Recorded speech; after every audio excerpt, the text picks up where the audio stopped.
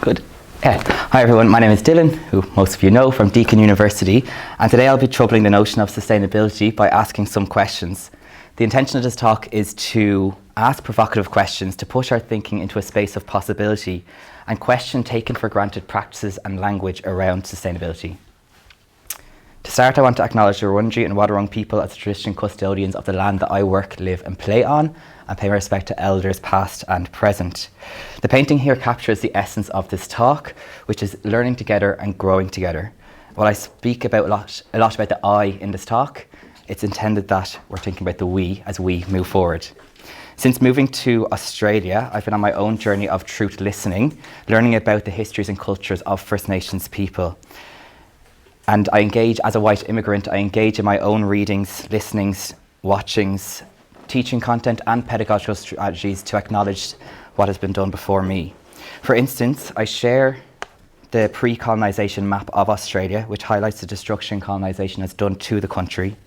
Or I raise awareness around how only 1 year ago, an Australian territory lowered the age of criminal responsibility from 12 to 10, with the overwhelming majority of children in jail being First Nations children. These are things that we do not know about in Australia or internationally, so I think it's important to raise these awareness and hopefully action will come from that. Honouring First Nations ways of teaching, I draw on two Aboriginal ways of learning for this talk: deconstruct and reconstruct, as I break down the notion of sustainability and hopefully build it back up again, and storytelling. To start, I look to define what sustainability is. In the Oxford Dictionary, sustainability is defined as the ability to be maintained at a certain rate or level. Giving this more context, the UNESCO defines sustainability as meeting the needs of the present without compromising the ability of future generations to meet their own needs. Both definitions provide a level of assumed positivity, that something needs to be maintained, or whatever is being sustained is meeting the needs of the present and hopefully future generations. Starting with the global, on a personal level, my notion of sustainability from UNESCO's point of view has been dismantled. How can we talk about the sustainable development goals, such as Goal 2, Zero Hunger, Goal 3, Good Health and Wellbeing, or Goal 6, Peace and Justice, when we are watching on our phones a genocide occurring in Palestine? If we zoom into our own PE and sport pedagogy community, ISEP, whose mission statement includes, quote, supporting social justice, and values are, quote, what we stand for are diversity, strength and equity, which fosters respect, inclusion and friendship, held its annual conference in Florida, a state which has a don't say gay policy in their education system, which erases the existence of LGBTQ people in schooling education, and a country which now bans the terms equity, diversity and inclusion, and colleagues in that space are losing their jobs. So what are we, the PESP community, as members of ISEP, sustaining here? I return to this point on sustaining allyship later on. There seems to be a presumption that sustainability is a good thing. We sustain something for the better future or other groups of people. With these two big pictures, I'm not sure this is being achieved. But for the rest of the talk, I zoom in on the individual level. In this talk, I want to trouble the notion of sustainability. In the opening of the chair online a few weeks ago, the word sustainable was used repeatedly as expected, but very little time was given to what we mean by the word. In listening to the opening of the chair situated it as something that, quote, challenges us to put sustainability at the core of everything we do. I question, should the physical education and sport pedagogy community be supporting sustainability? If so or if not, sustaining what, for who by, and by who? These are questions I'll explore in this talk. I'll talk through three sustainable entities: pedagogy, early career academics, and teacher educators' roles. I put a warning here that this talk poses more questions than answers, and throughout this talk, I encourage you to reflect on your own notion of sustainability by returning to these questions of sustainability for what, for who by, and by who. First, the sustainability of pedagogy. I question, what are we sustaining in the space of pedagogy? For who are we sustaining such pedagogy? And who by, whose pedagogy are we sustaining? And finally, is the sustainability of pedagogy a good thing? In looking at my own research and practice, one attempt to disrupt the sustainability of pedagogy was reinventing the socially just TPSR approach. This started with a personal how, And as some of you eagle-eyed might see, this was in Killaloo, where myself and Deborah Tannell had a coffee and a brownie just sitting over there, and talked about how I can start to teach about and for social justice in my practice. Deborah, Kelly Baker and I developed an approach which honoured Don Hellison's questions of what's possible by exploring the TPSR model through a social justice lens, resulting in the socially just TPSR approach. While I don't have time to unpack the whole approach, if we zoom onto the middle of the screen, the middle strand, we reconceptualise the hierarchical levels of TPSR to a space that acknowledges complexity and fluidity of being, such as moving in and out of spaces and across spaces in one lesson based on interactions with others and decision-making processes. The spaces are fluid with a non-linear perspective. If we look to the top of the figure, we added some teacher responsibilities. We added in positionality, whereby the teacher is required to do some positionality work before embarking on this journey. And we also added in self-responsibility, which means not only having the ability to respond, but a commitment to engage yourself on situations that need a response. More culture joined, and we engaged this in primary teacher education, and now we have a special issue coming out in the curriculum studies in health and physical education, which explores the enactment of the approach in different parts of the world, from the US to Greece, Spain, France, Indonesia, Australia, Canada and Ireland. One major way we developed the approach was through the International Community of Practice, which worked across 3 countries and 6 universities, all engaging in collaborative self-study. We then furthered this into preschool, primary and post-primary as 3 teachers engaged in their own self-study, enacting the socially just TPSR approach. This here was our international community of learners, and we had a year-long collaborative self-study whereby we all are each other's critical friends, learning from different contexts and building on each other's findings, redeveloping, strengthening, questioning and challenging and pushing the socially just TPSR approach. Our most recent paper was on the development of the guiding principles to this approach. We analysed the macro meetings which all the participants joined a Zoom call, and we interrogated each other's practice. We constructed lessons learned. From that, and in analysing these lessons learned, we constructed empirically grounded guiding principles for the enactment of the approach. The first principle was to foster reflexive practice through collaboration and/or theoretical grounding. Reflexivity does not need to be a solitary act, but rather a process that is deepened through collaboration or is strengthened by theoretical engagement. The socially just TPSR approach and their teacher responsibilities are designed to support reflexivity. Our lessons learned suggest that engaging in your own positionality work can be enhanced when done collaboratively. This involves exploring your own biases and identifying your own social justice identity. When collaboration with colleagues is not possible or safe, engaging with theory through theoretical positioning can serve as an alternative or complementary approach to positionality work, which is essential for fulfilling the teacher responsibilities. The second guiding principle is to integrate a clear and explicit personal and social responsibility learning intention. One way to strengthen the integration of social justice and TPSR is to include a clear and explicit personal and social responsibility learning intention. It is important, however, to be conscious of choosing personal and social responsibility skills which contribute to social justice goals, for example, empathy or appreciating diversity. The third guiding principle is to prioritise responsiveness over fidelity. Every aspect of the socially just TPSR approach is designed with the flexibility and adaptability to meet the needs of diverse learners and their contexts. Educators and learners can take solace in the fact that the socially just TPSR approach prioritises responsiveness over fidelity.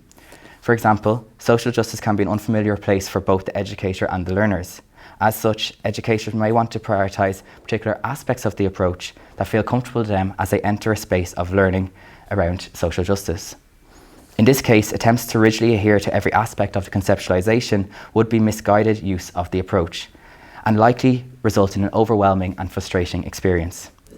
Similarly, being responsive to learners should be prioritised to any illusions of fidelity to the socially just TPSR approach. Finally, the fourth guiding principle, place the learners and their social justice matters at the centre of the socially just TPSR approach. Placing the learners and their social justice matters at the centre of pedagogical decision-making can benefit an authentic, meaningful nature of the learning experiences. This requires relationship building with your learners, learning about their cultural backgrounds, their social justice identities, and what social justice matters exist in their lives. Bringing this all back to the sustainability of pedagogy, enacting the socially just TPSO approach, which was designed not to sustain pedagogy, but to advance pedagogy, and following the guiding principles here may be a journey of uncertainty, uncomfortableness and discomfort, but also one of inspiration, relationship building with yourself and your learners, and ultimately a hope for a more just world that goes beyond sustainability, but into advancement and advocacy. Second, the sustainability of being and becoming an early career academic in physical education and sport pedagogy. I recognise my privilege in how I was mentored here during my PhD, having a full-time permanent job, being a white man, and having very little responsibilities, no kids, no mortgage, etc., which positions me very positively in being an early career academic. In saying that, the more early career academics I speak to, the more concerned I get for us. The same things come up over and over again, working way beyond their means, having very little mentorship, trying to get the right balance of an ever-increasing teaching load, the pressure to get funding, the pressure to have multiple outputs a year, to take on leaderships, PhD completions, etc., etc. All of this for the goal to get promoted. But mental health struggles exist, burnout is growing, and many early career academics are finding it hard to sustain a permanent job, and this is leading to them leaving academia. Similar struggles and issues were reported in this great special issue by Emer Enright and colleagues 8 years ago. This, in my opinion, is something that we should not be sustaining, but something that has been sustained. I draw on 2 research projects here to somewhat push back. The first was a research project titled The Roles of Emotions in Becoming and Learning to be a Teacher Educator, and this was with Cassandra Iannucci, Missy Parker and Kevin Patton. This self-study aimed to explore my first experiences of teaching social emotional learning in a new peak context in a new country. The research took place over an 11-week semester and data was collected through critical friend meetings. This self-study took place when I first moved to Australia, and I want to give you an insight into how I was feeling as I embarked on this self-study, because research is personal and research is emotional, and sometimes we forget the intertwined nature of such. I certainly did in this case. So I arrived making this big change, leaving my friends and family to move to the other side of the world, probably something I did underestimate. This was a completely new city with the same population as Ireland, a new university and my first teacher educator role post-PhD, a new curriculum to learn and understand, new content to teach. It was my first time teaching dance and gymnastics, which was the movement context for this study, and new pre-service teachers to connect with, to understand, to learn from and to teach. This is when I brought them in bags of Tato as a result of putting up with my accent. And I also went from Guinness looking like this to this. So a lot of news, and to be honest, I felt a bit lost in it all and a constant feeling of being overwhelmed. This here is my journey, an interdependent and interconnected relationship with people, things and places. The data, my experiences, emphasise this emotional roller coaster of teaching and learning. Highs and lows that we strongly advocate need to be captured and spoken about in research, and the sharing of such practices in PEAT, particularly for the benefit of early career academics. Through a live coding approach and underpinned by the framework of emotionality, I began to use these emotions as data to paint a picture of this roller coaster. When analysing, we captured the observed emotions, feelings, spaces and non-verbals. We constructed a figure to demonstrate the complexity of emotions, feelings, spaces and non-verbals as they overlapped, dominated, retreated, interconnected and were interdependent. In this figure, which some in the room might remember from different studies, the constructed space for dialogue, our weekly critical friend meetings, was one of respect, a sharing space, support, a space out of my comfort zone, a space where there was pushing of comfortability, and overall a safe but also scary space. The non-verbals, which were actions that only can be captured through visual analysis, were represented by the jagged line. So for example, silence, hesitancy, affirmative acknowledgements, smiling. The feelings and emotions are represented here in cloud-like shapes. The emotions and feelings are interconnected to other emotions and feelings to demonstrate the interconnectedness of the emotions and feelings overall. Throughout the dialogue, many emotions and feelings were expressed, and the complexity exists in how they were expressed, how they were not expressed, and how they were connected and interdependent. So, for example, the constructed safe space allowed for a vulnerable feeling when interrogating my practice. And this sharing caused a feeling of being unsure, which triggered a level of anxiety and nervousness. But given the reassured expressed through a respectful space, a level of delight was felt in the commentary after the sharing, which further triggered emotions of excitement but also self-doubt. And this all occurred after one sharing in a safe space. The emotions, feelings, spaces and nonverbals are therefore interdependent, and the expression of such, the reaction and response of others, and the associated trigger of further expressions and reactions and responses highlights the emotional nature of teaching and learning, and ultimately in becoming and learning to be a teacher-educator as an early career academic. The second research project looks at the internationalisation of early career teacher educators.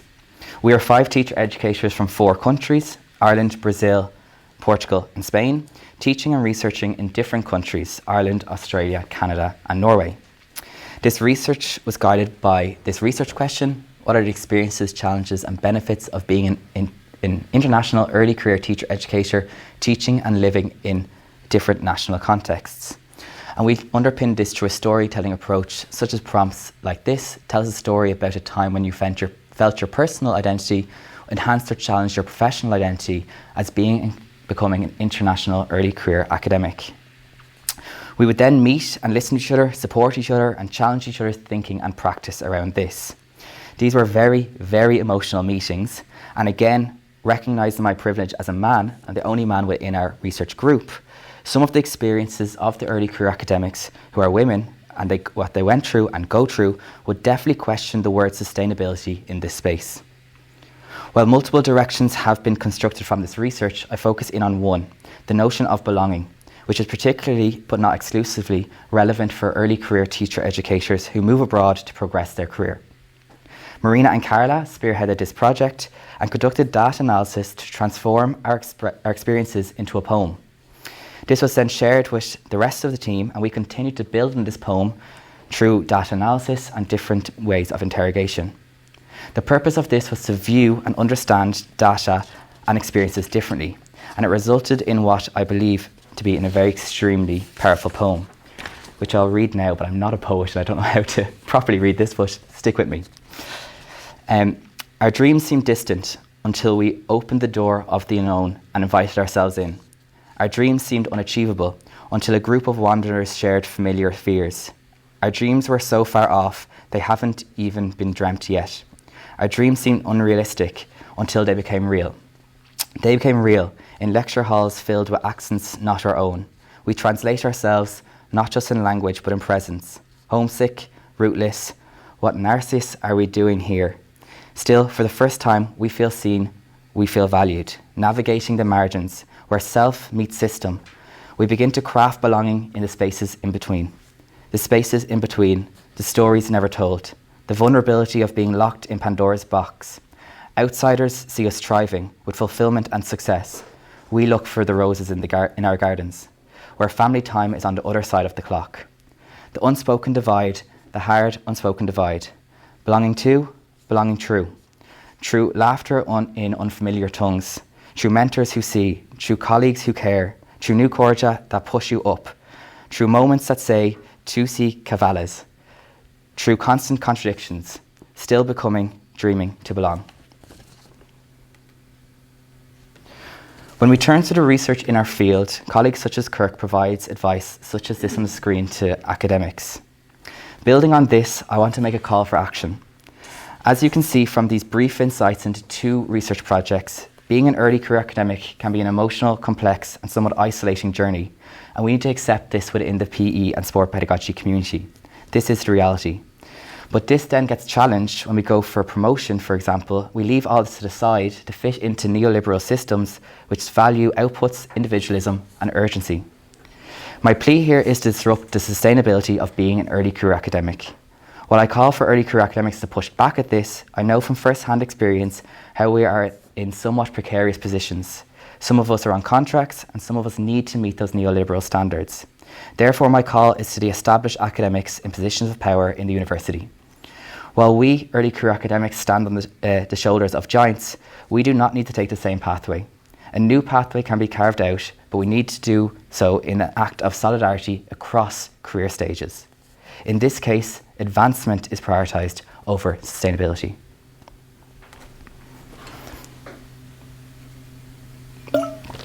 Finally, the sustainability of teacher-educator roles. One could argue that we, the physical education and sport pedagogy community, are not sustaining PEAT, as the field is under attack around the world as teacher education becomes squeezed. When we zoom in on the teacher educators, I question what are we sustaining broadly to support PEAT. We live in that neoliberal context, so the questions remain. Sustainability of what, for who by, and by who.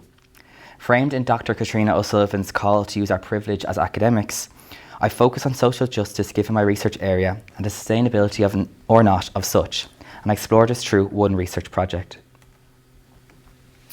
The project is titled Warriors or Worriers, a call for teacher educators as activist educators in health and physical education. In 2013, Carla Luetti and I attended a symposium concerning social justice and health and physical education, in which Richard Tinning was one of many speakers.